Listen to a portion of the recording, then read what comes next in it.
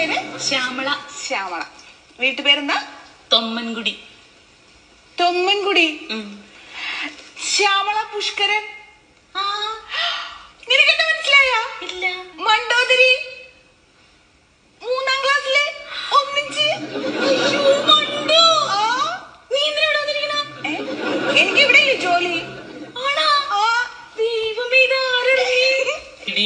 ഞങ്ങളുടെ വീട്ടില് കണക്ഷൻ കിട്ടിയിട്ടില്ലടി. ഇവര് 30,000 രൂപ അടക്കണോന്ന് പറയണു. അതിന്റെ ഒന്നും ആവശ്യമില്ല, ഞാൻ ശരിയാക്കി തരാം. സത്യമാണോ? എന്റെ പൊന്നെ.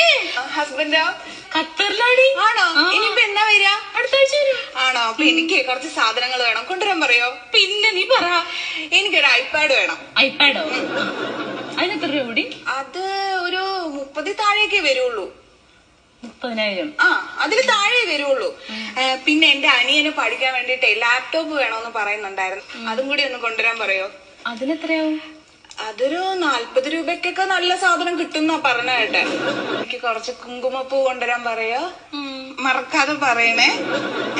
പിന്നെ കുറച്ച് ഈത്തപ്പഴം കൂടി ആയാൽ നല്ലതായിരുന്നു. നീ എന്താ ഇങ്ങനെ ഇരിക്കണേ? ഞാനിവിടെ 30,000 രൂപ അടയ്ക്കാം.